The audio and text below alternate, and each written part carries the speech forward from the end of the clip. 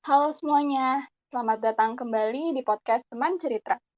Untuk kalian yang pertama kali mendengarkan podcast kami, halo, selamat datang. Semoga Teman Cerita bisa menjadi tempat untuk kamu menemukan perspektif-perspektif atas masalah kesehatan mental yang terjadi padamu maupun orang di sekitarmu. Kali ini, kita bakal bahas sesuatu yang kemungkinan bakal relate sama kebanyakan orang. Kok bisa? Iya, karena kali ini kita bakal bahas tentang family relationship. Karena menjadi manusia artinya menjadi sebuah bagian dari keluarga, menjadi sosok yang bertumbuh kembang di sebuah rumah yang harapannya hangat dan aman. Setiap orang punya keluarga, dan setiap keluarga pasti punya cerita. Membahas mengenai keluarga, tentunya akan banyak menimbulkan interpretasi di masing-masing pikiran mengenai harapan-harapan terciptanya lingkungan keluarga yang bisa menjaga kebahagiaan. Banyak yang telah memilikinya, namun, mungkin ada juga di antara kita yang terus memimpikan untuk punya keluarga yang demikian, atau setidaknya ingin memiliki keluarga yang selalu bisa mengerti kondisi diri kita dan selalu menerima di keadaan apapun. Mungkin ada juga yang berpikir bahwa keluarga sewajarnya adalah zona nyaman. Namun, lagi-lagi anggapan itu tak selamanya bisa digapai. Ada saja suasana tidak harmonis yang justru malah dapat memperburuk kesehatan mental seseorang. Lalu, untuk mengabulkan harapan tentang keidealan keluarga yang dapat mendukung kesehatan mental seseorang, kita harus apa? Nah, senangnya, di podcast kali ini aku nggak bakal sendirian. Aku bakal ditemenin sama seorang psikolog. Silahkan memperkenalkan diri, Kak. Halo semuanya, saya Faras Biar. Saya seorang psikolog klinis anak dan remaja. Saya juga co-founder dari arsanara.id. Saat ini saya praktik sebagai psikolog di 3 generasi dan di Arsana juga. Wah, keren banget nih Kak Faras ini. Halo, Kak. Halo Aisyah. Nah, sebelum bahasan kita tentang family relationship makin jauh, aku mau nanya dulu nih pandangan Kakak. Sebenarnya seberapa lazim sih kita membahas tentang kesehatan mental di lingkungan keluarga? Uh, Harusnya menjadi hal yang sangat lazim karena memang keluarga itu adalah lingkungan terdekat kita ya. Jadi nanti mungkin kita bisa bahas lebih jauh pengaruhnya apa, tapi yang jelas sangat berpengaruh tentu saja keluarga kita terhadap kesehatan mental kita. Jadi memang kita nggak bisa bahas kesehatan mental tuh cuman kita sebagai individu gitu. Betul-betul. Berarti sebenarnya justru sangat disarankan gitu untuk kita bisa membahas kesehatan mental ini di lingkungan keluarga ya, Kak. Iya, salah satu. Nah, sekarang kita bahas hal yang basic dulu ya. Kalau menurut Kakak tuh hubungan antara family relationship sama kesehatan mental seseorang tuh gimana sih? Kayak keterkaitannya gitu. Jadi aku udah sempat singgung kalau keterkaitannya sangat erat. Kenapa? Karena keluarga itu seharusnya menjadi tempat pertamanya anak merasakan kenyamanan dan keamanan gitu. Jadi setiap individu itu pasti punya kebutuhan-kebutuhan emosional dan kebutuhan dasarnya itu seharusnya dipenuhi di keluarga masing-masing. Gitu ya, sangat penting terutama Hmm. untuk awal-awal pertama kehidupan, 2 tahun pertama, itu seharusnya kita mendapatkan rasa aman dan nyaman dari orang tua kita gitu. Jadi memang kalau itu tidak tercukupi, dampaknya bisa sampai gede kalau menurut riset-riset gitu. Jadi bisa jadi kebutuhan emosional kita kurang terpenuhi dari kecil, itu menyebabkan kita sekarang jadi punya masalah dalam membangun relasi sama orang lain, atau kitanya jadi lebih gampang cemas gitu. Itu salah satunya dipengaruhi oleh Hmm. interaksi keluarga Hmm. sejak kecil. Jadi kaitannya sangat erat bahkan dimulai dari ketika kita masih kecil ya Kak, bukan Mm-mm. cuma hubungan ketika kita udah besar kayak gini. Yap, dari Ya, bayi ya, ya. bahkan. Wah, jadi benar-benar erat ya hubungan antara family relationship dengan kesehatan mental seseorang ini. Iya. Nah, kalau dari pandanganku ya Kak, kayak Mm-mm. kalau misalnya kita lihat secara umum tuh sebenarnya kayak bisa dibagi menjadi dua gitu. Jadi keluarga sebagai faktor yang mempengaruhi, Mm-mm. kalau misalnya positif artinya mendukung, kalau negatif memperburuk, Ya. atau keluarga ini sebagai lingkungan yang menaungi gitu. Positifnya itu Mm-mm. keluarga yang peka dan peduli, negatifnya itu mereka yang acuh gitu. Mm-mm. Nah, berbicara soal keluarga sebagai lingkungan yang menaungi gitu, dalam hal ini rumah untuk tiap-tiap individu. Ya. Menurutku tuh masih banyak nih orang yang menutupi masalah kesehatan mental di keluarganya sendiri Mm. karena berbagai macam alasan gitu. Ada yang takut dicap gila gitu misalnya, takut nggak dipercaya lagi omongannya, takut dicap kurang ibadah atau kurang dekat dengan Tuhan gitu. Mhm. Nah, menurut Kakak sendiri, gimana sih peran keluarga terhadap seseorang yang mengalami masalah kesehatan mental ini gitu, Kak? Oke, jadi memang kalau kita bicarakan secara ideal gitu ya, idealnya keluarga itu memang, jadi support system utama nih kalau misalnya kita punya gangguan mental. Sebenarnya sih serupa dengan kalau kita punya masalah fisik ya. Teman-teman kalau, habis ke dokter atau kayak baru mau ke dokter bahkan ya ngerasa badannya nggak enak, pasti pengennya cerita sama orang tua kan gitu, pengennya mungkin ditemenin ke dokter gitu, di-support kalau misalnya harus operasi juga ada yang dampingin gitu, mungkin pengennya tuh kayak gitu. Nah, kalau punya masalah dengan kesehatan mental pun idealnya seperti itu gitu ya. Jadi keluarga tahu apa yang kita alami, terus juga jadi support system yang baik. Tetapi memang bedanya masalah mental dan fisik itu kalau buat, orang tua kita, generasinya orang tua kita, itu mungkin memang, mereka tidak terlalu dekat dengan istilah kesehatan mental gitu. Nggak kayak kita yang generasi milenial atau Gen Z, itu kan kayaknya sekarang akses informasi udah gampang banget ya. Buka Instagram aja, buka YouTube tuh banyak banget informasi soal mental health gitu. Jadi awareness-nya udah sangat baik. Jadi, kalau misalnya ngerasa, kok kayaknya, orang tuaku nggak peduli atau kayak kalau aku curhat cuman disuruh sholat gitu misalnya, cuman disuruh, "Ah, kamu nggak apa-apa, kamu lagi stres doang," atau apa gitu. Nah, itu sebenarnya belum tentu karena merekanya nggak peduli sama kita atau mereka nggak mau tahu gitu ya. Bisa jadi memang mereka nggak paham gitu. Bisa jadi memang orang tua kita belum pernah, dapat informasi tentang kesehatan mental, kenapa itu penting gitu ya. Bisa jadi yang di bayangannya orang tua kita, orang yang ada gangguan mental tuh orang gila yang ini kasarnya tuh orang gila yang ada di jalan gitu, cuman seperti itu aja gitu kalau kebayang gangguan mental, gitu ya. Jadi, karena memang di kalangan di zaman mereka dulu informasi belum semudah ini dapatnya, gitu. Jadi teman-teman kita harus pahami itu dulu gitu. Belum tentu orang tua kita nggak peduli atau nggak mau tahu.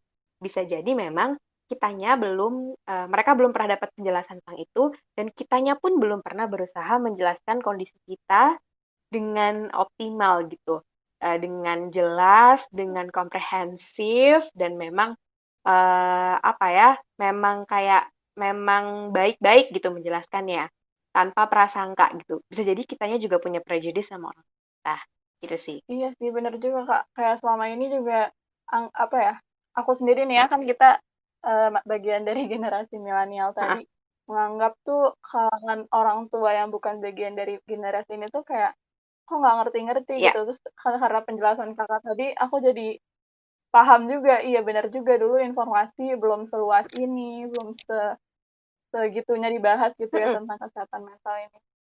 Nah, tapi kan karena kita udah tahu mhm nih bahwa isu kesehatan mental itu tuh penting mhm. nih buat dipahami. Ada nggak sih, Kak, caranya gitu supaya kita tuh bisa meyakinkan orang tua, bisa memberikan pemahaman kepada orang tua dengan baik gitu tanpa harus ada konflik misalnya kayak gitu. Ya. Ada nggak sih tips-tips dari Kakak? Ya, tipsku yang pertama memang kita bangun kedekatan sama orang tua itu, harus dibangun terus-menerus gitu ya. Jangan cuma teman-teman cuman Mmm, ngubungin orang tua kalau misalnya, "Mah, belum bayar SPP," misalnya gitu, atau, "Uang bulanan udah ditransfer belum?" Gitu. Atau pokoknya ketemu orang tua tuh kalau lagi ada masalah doang, kalau lagi ada maunya doang, gitu ya. Nah, kita juga harus mulai interaksi sama orang tua. Misalnya kalau lagi di rumah, bantu-bantu orang tua, terus cerita-cerita, misalnya ngomongin apa lagi, ada berita apa. Jadi di luar, hal yang mau kita jelasin tuh kita harus bangun kedekatannya dulu gitu, supaya nanti kalau lagi ngobrolin hal yang serius, itu kita benar-benar didengerin. Jadi kita latihan saling mendengarkan dulu sama orang tua gitu ya.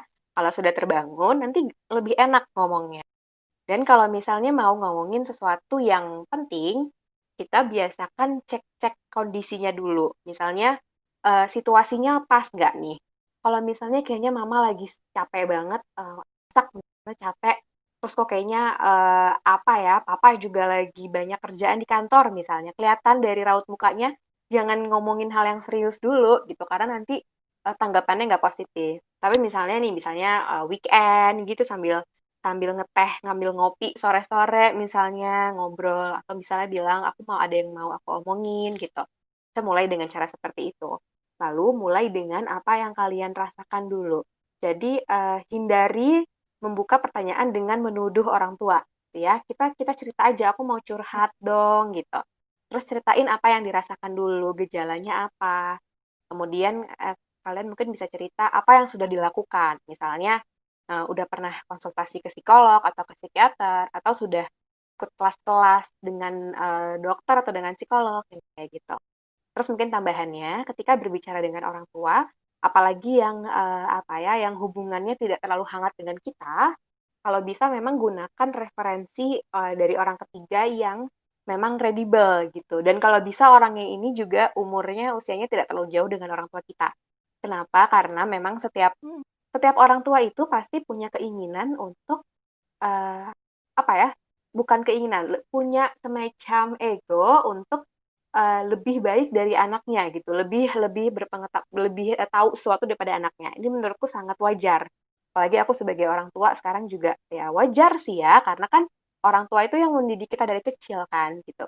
Jadi ketika misalnya betul.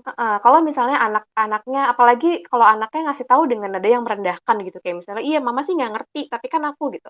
Itu tuh buat orang tua, pertama itu menyakitkan, kedua itu menyerang egonya orang tua gitu, karena seakan-akan, kita bilang orang tua kita nggak pinter, kitanya yang pinter. Padahal, yang ngegedein kita dari kecil tuh kan orang tua kita, gitu. Jadi kita harus menghargai perasaan orang Mhm. tua juga, ya. Nah, kalau misalnya orang tuanya tipe yang tadi, tipe yang nggak terlalu mau dengerin omongan kita, dengan kita mengutip omongan psikolog atau psikiater, kita jadi seakan-akan kayak, kita juga merendahkan diri merendahkan hati kita gitu loh. Nggak kesannya, "Iya, aku kan tahu," gitu. Tapi kita bilang, "Iya Mah, kata psikolog," gitu, "kata dokter." Jadi seakan-akan ada orang ketiga yang memang wajar gitu kalau orang itu tahu, sementara orang tua kita nggak tahu, gitu. Semoga bisa dipahami ya maksudku gimana. Keren keren, keren banget, Kak. Jadi, kalau kita rangkum tuh sebelum kita minta dipahami, Mhm. kita juga harus memahami dulu ya, Iya, Kak, betul kayak banget. gitu.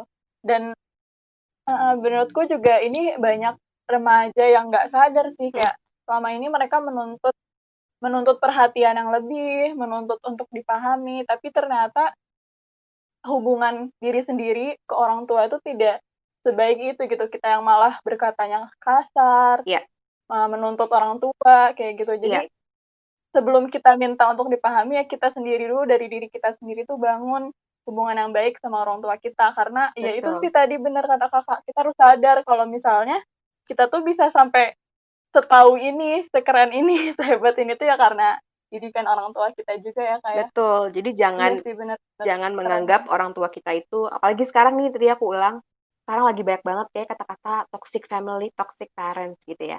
Jangan sampai kita mendengar secuplik terus kayak, "Wah, orang tuaku toxic," terus jadinya kita nggak respect lagi sama orang tua kita. Karena yang namanya hubungan itu kan timbal balik. Kalau Mhm, kitanya tidak menghargai orang tua pasti juga jadi susah untuk respect sama kita gitu. Jadi dua arah gitu, kita mhm. lakukan apa yang bisa kita lakukan dari diri kita, baru nanti kita lihat orang lain tuh pasti menghargai itu, gitu ya. Sebelum benar tadi kata Aisyah, kitanya dulu, baru kita menuntut hak dari orang lain, gitu. Kewajiban kita dulu yang kita naik, Betul. gitu. Apalagi jangan sampai karena masalah perkara tidak bisa dipahaminya ini, kita malah melupakan Iya, perjuangan-perjuangan orang tua kita selama ini mhm, gitu ya, Kak. betul betul. Iya, betul betul. Keren banget, Kak. Oke, jadi ya tadi seperti udah banyak banget Kakak ceritain, ternyata keluarga tuh ya sangat berperan banyak gitu dalam menjaga kesehatan mental kita. Nah, tapi ya karena tadi ya, karena kita, informasi yang beredar ini sudah sangat banyak, kita juga harus patut bersyukur karena sebenarnya sudah banyak nih orang yang mulai memahami hal ini gitu. Nah, tapi Kak, masih juga banyak nih yang bingung. Sebagai bagian dari keluarga, seandainya kita memiliki anggota keluarga yang mengalami gangguan kesehatan mental, misalnya kakak, adik, atau bahkan misalnya ibu sendiri gitu misalnya, atau anak sendiri. Nah, gimana sih caranya kita tuh sebagai keluarga tuh menghadapi dan memahami anggota keluarga yang lainnya yang mengalami masalah kesehatan mental? Karena kan pasti perilakunya sulit dipahami, emosinya kurang stabil gitu, Kak. Tapi kita tahu nih kalau itu kita tuh harus mengayomi dia gitu. Mhm, Nah, gimana caranya gitu? oke. Jadi memang, kalau buat aku pribadi yang paling membantu itu kalau ada orang yang, nyebelin gitu ya kasarnya, kita coba cari tahu dulu kenapa, gitu. Misalnya nih, "Kok Mamah seminggu ini ngomel-ngomel mulu sih, aku sampai capek dengerinnya," misalnya gitu ya. Kita coba cari tahu kenapa. Misalnya, oh ternyata seminggu ini karena lagi pada WFH di rumah misalnya, mama jadi lebih capek karena jadi masak terus, jadi kerja terus, oh ternyata mama capek gitu loh. Prinsip dasar itu seperti itu. Jadi kita coba menempatkan diri kita di posisi dia, gitu ya. Sama juga kalau ada anggota keluarga yang memang punya masalah di kesehatan mentalnya, gitu. Kita coba pahami alasannya kenapa, gitu. Misalnya, oh kayaknya kakakku nih kayaknya lagi agak stres karena misalnya karena lagi tesis, terus tesisnya ada masalah, misalnya gitu kan kadang-kadang. Atau lagi ada masalah sama pasangannya, gitu. Jadi, kita coba cari tahu kira-kira penyebab dari perilakunya apa, dan kita coba bayangin kalau aku ada di kondisi dia, kira-kira aku akan kayak gimana ya gitu. Karena chances are kalau kita juga lagi ngalamin masalah itu, kita mungkin akan ngelakuin itu juga gitu. Jadi kita coba menempatkan diri di posisi mereka gitu sih ya. Dan mungkin kalau lagi nyebelin banget, kita harus memaksa diri untuk mengingat-ingat apa sih kontribusi mereka yang membuat kita bahagia sekarang gitu. Apa sih kelebihan-kelebihan anggota keluarga kita ini, jasanya dalam hidup kita gitu. Supaya kita jadi lebih adalah tambahan kesabaran sedikit gitu untuk menghadapi Nah, itu. keren-keren. Jadi intinya sih sebelum kita bertindak, kita cari tahu dulu penyebabnya, Kak, supaya kita malah nggak salah gitu, malah udah keburu marah-marah, soalnya ternyata dia Mhm. sedang menyimpan beban gitu yang ternyata kita nggak pahami gitu. Iya, Iya, oke oke. heeh, makanya yang tadi aku bilang ya, kalau bisa tuh kedekatan keluarga memang dibangun setiap hari gitu. Dengan cara misalnya diusahain tiap hari kita makan bareng keluarga. Meskipun misalnya nih, tapi aku tuh jam malam-malam tuh selalu ada tugas gitu. Tapi ya ketika jam makan malam cobalah turun, bantu-bantu orang tua makan bareng. Jadi kita juga jadi ngerti, jadi bisa. Kalau kita ketemu setiap hari, kita akan tahu, oh kayaknya kakakku lagi kayak gini, adekku lagi begini, ayah ibuku lagi gini gitu. Jadi bukan cuman ketemu, basa-basi aja, tapi memang harus ada usaha nyata dari setiap anggota keluarga gitu, meluangkan waktu setiap hari ngobrol, supaya ada kedekatan emosionalnya tadi. Iya betul. Berarti kayak harus Mmm. lebih sering berinteraksi ya, Kak, bukan cuman papasan. Mhm, pas ada butuhnya aja pas ada maunya aja gitu. Iya benar. Oke, Kak, semoga Mhm, tips-tips dari Kakak ini bisa memberi petunjuk untuk orang-orang yang mungkin takut salah bertindak gitu ya, Kak. iya, Nah, sekarang aku mau cerita sedikit nih, Kak, soal fenomena yang banyak mhm terjadi terutama di kalangan remaja. Mungkin Kakak juga udah pernah mhm, dengar. Aku beberapa kali tuh menemukan seseorang yang kemudian tidak lagi menjadikan rumahnya itu sebagai zona aman dan nyamannya.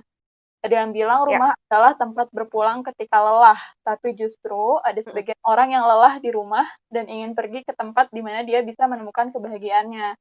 Jadi dalam kata iya lain tuh bagi segelintir orang ini tuh keluarganya bukan lagi menjadi tempat yang paling bisa diandalkan ketika dia butuh dukungan gitu. Nah, bagaimana iya tanggapan Kak terhadap hal tersebut? iya memang, ini juga memang cerita yang aku dengar, apalagi mungkin di masa pandemi gini, karena kan kita lebih banyak di rumah ya. Gitu. Mhm, Jadi memang, aku tahu banyak orang yang justru ketika di rumah aja malah jadi lebih nggak bahagia gitu, karena tidak bisa lari dari keluarganya. Ini sebenarnya memang sangat disayangkan, karena seharusnya keluarga itu adalah tempat, tempat pertama dan utama untuk kita semua mendapatkan rasa nyaman dan rasa aman gitu.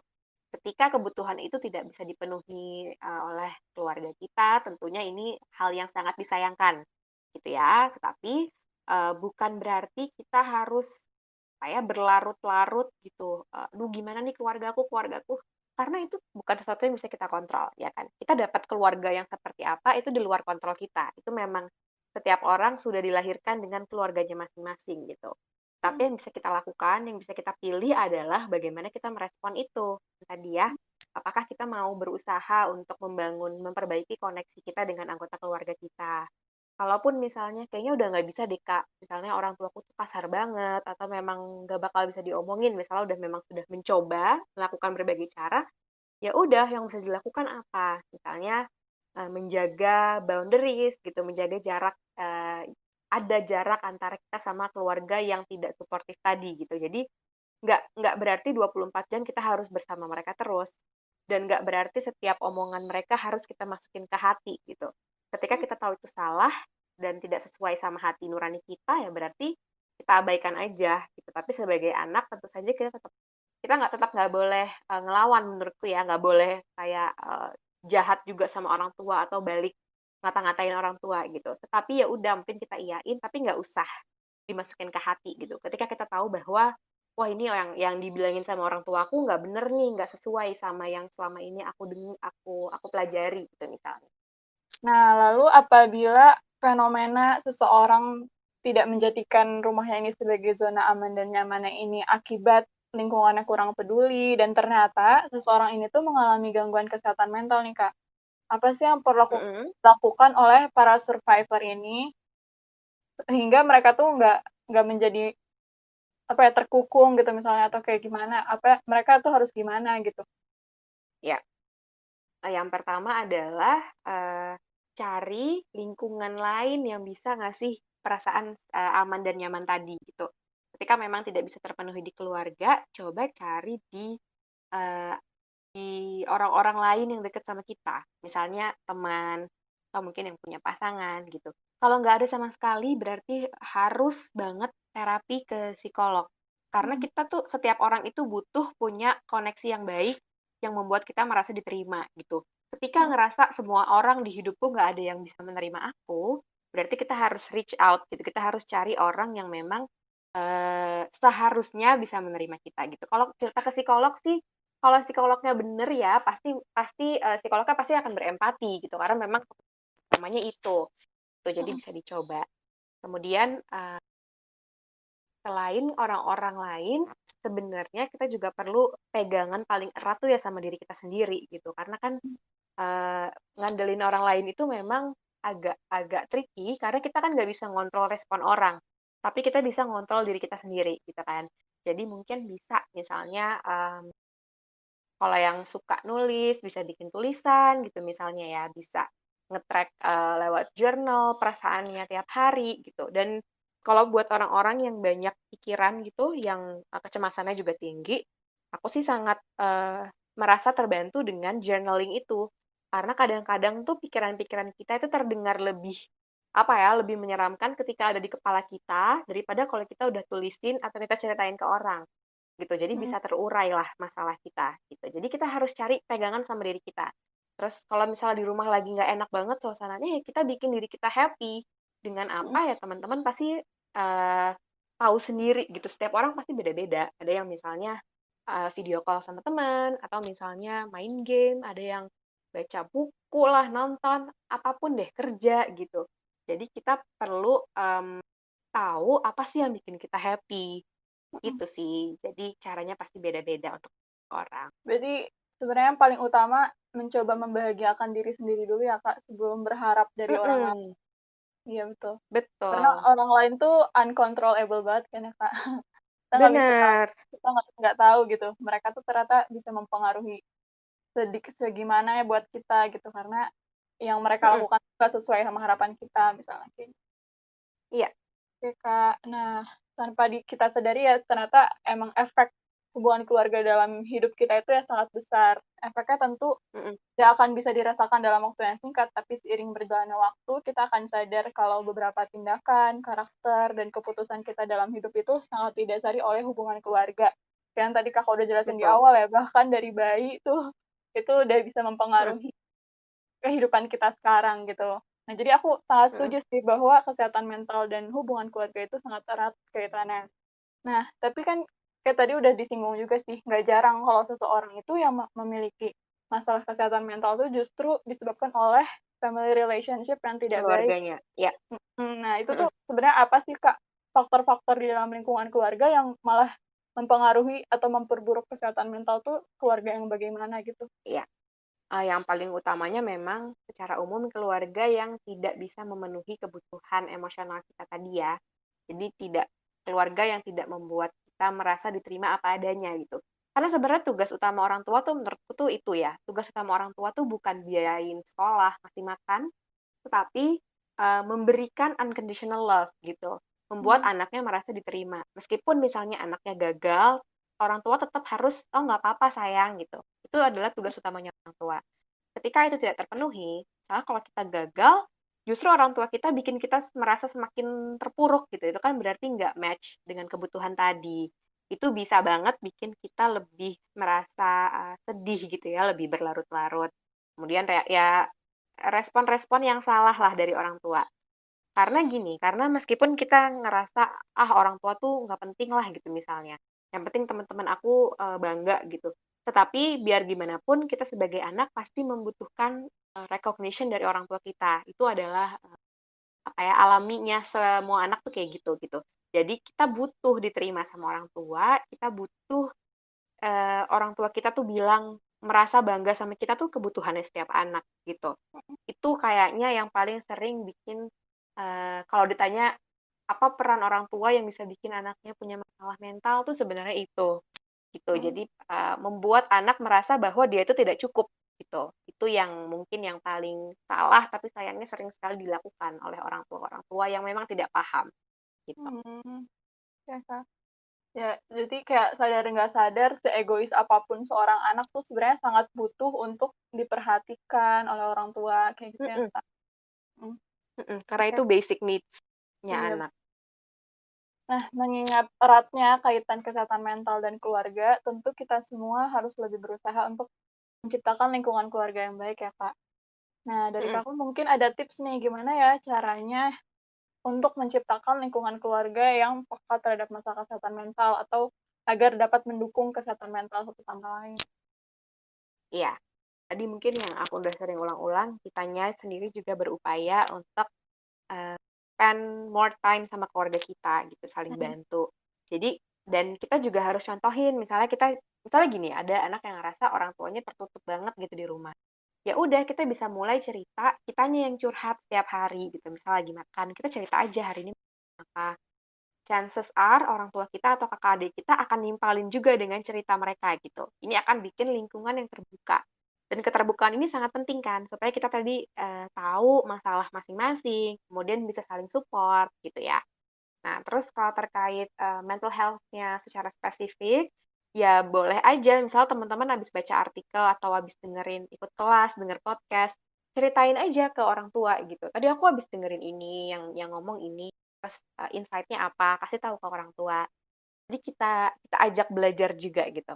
Atau kalau mau lebih subtle lagi, misalnya teman-teman dengerin podcast atau nonton YouTube, suaranya digedein aja biar orang-orang lain denger juga gitu misalnya. Jadi kita nggak nyuruh mereka denger, tapi mereka akan denger dikit-dikit gitu misalnya gitu. Jadi kita kasih kesempatan mereka untuk belajar supaya yang tercerdaskan bukan kita doang, tapi Oke. kita. Kalau aku ambil intinya tuh sebelum kepekaan dan kepedulian itu harus ada Mm-mm, keterbukaan dulu ya, Kak. Keterbukaan satu sama lain untuk keluarga. betul. Mantap, mantap. Iya, karena kalau nggak tahu ada apa, nggak mungkin Iya, bisa betul juga. saling peduli gitu kan. Kayak kita berharap dipahami, tapi kita nggak pernah cerita apa. Iya, nggak mau cerita, bener. Jadi kita juga nggak boleh mengharapkan orang tua kita bisa baca pikiran gitu Iya, ya, nggak bisa kalau kita nggak cerita. kayaknya Pasangan juga kayak iya, gitu kan. betul, betul. Sekarang soalnya bener-bener banyak fenomena orang tuh merasa pengen diperhatiin sama orang tua, tapi malah nggak pernah cerita gitu sama Mhm. orang tua, kan padahal orang tua nggak bisa Iya, nilai hanya dari gerak-gerik atau atau mhm, raut muka gitu. betul. Mhm. Oke, Kak, keren banget. Makasih banyak, Kakak. Banyak sekali hal-hal yang bisa kita pelajari bersama hari ini.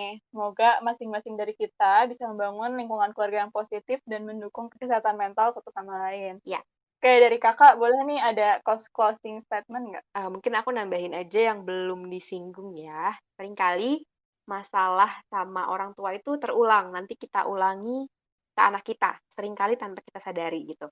Jadi karena kita nggak pernah belajar cara Mhm. interaksi yang baik di rumah, akhirnya nanti kita ulangi lagi secara tidak sadar ke pasangan kita dan nantinya ke anak-anak kita.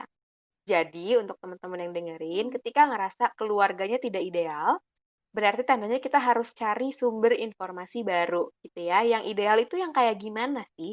Gitu. Supaya nanti anaknya nggak kayak aku misalnya ngerasa tidak diperhatiin sama keluarga, harusnya yang baik tuh seperti apa. Jadi kontrolnya itu ada di tangan mhm. kita gitu ya. Kita sebagai generasi yang lebih melek informasi, lebih gampang dapat informasi, carilah pengetahuan sebanyak-banyaknya gitu tentang cara mendidik anak, tentang cara interaksi yang baik seorang tuh seperti apa sih gitu. Semoga semoga rantainya tuh bisa terputus gitu sih. Pesan tambahan dari aku. Oke, oke. Makasih, Kak, keren banget. Sekali lagi terima kasih ya, Iya, Kak. Terima kasih juga untuk yang telah mhm, mendengarkan. Dan terakhir, jangan lupa bahagia ya, teman-teman. Oke, selesai, oke, Kak. thank you. Pasti, Kak. Semoga nggak kresek-kresek ya Oke. suaranya.